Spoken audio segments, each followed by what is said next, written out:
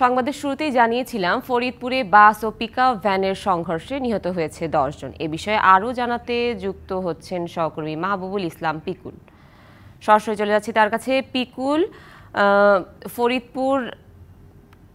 ফরিদপুর বাস টার্মিনালে যারা নিহত হয়েছেন তাদের পরিচয় পাওয়া গেছে কিনা, আর এখন কি অবস্থা দেখছেন?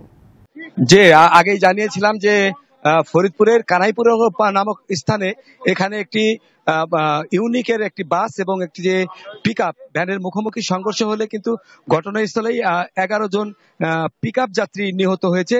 এই ঘটনায় এখন যে নিহত যেসব যাত্রী আছে সে যাত্রীগুলিকে কিন্তু পুলিশ টেক আপ করে তাদেরকে নিয়ে যাওয়া হচ্ছে। এখন পর্যন্ত তাদের কোনো পরিচয় পাওয়া যায়নি। ঘটনাস্থলে ফরিদপুরের পুলিশ সুপার, জেলা প্রশাসক সহ সরকারি দপ্তর, অন্য দপ্তরের সকল কর্মকর্তা কিন্তু ঘটনাস্থলে এসেছেন। এই কারণে তারা নিয়ন্ত্রণ হারিয়ে এই মুখোমুখি সংঘর্ষ হয়। এই কারণেই কিন্তু এই সংখ্যাটা হয়। তো এখন যাতে রাস্তার দুই ধারে কিন্তু শত শত যান আটকা পড়ে আছে, পুলিশ চেষ্টা করছে। রাস্তার দুই ধারে কিন্তু শত শত যান আটকা পড়ে আছে, পুলিশ চেষ্টা করছে এই বাসটিকে উদ্ধার করে নিয়ে যাওয়ার জন্য এবং এবং এবং রাস্তার সড়কটা যেন অবমুক্ত করা যায় সে ব্যাপারে তারা চেষ্টা করছে অবমুক্ত করার জন্য। তো এই ছিল আমার কাছে ফরিদপুরের সর্বশেষ সড়ক দুর্ঘটনার খবর।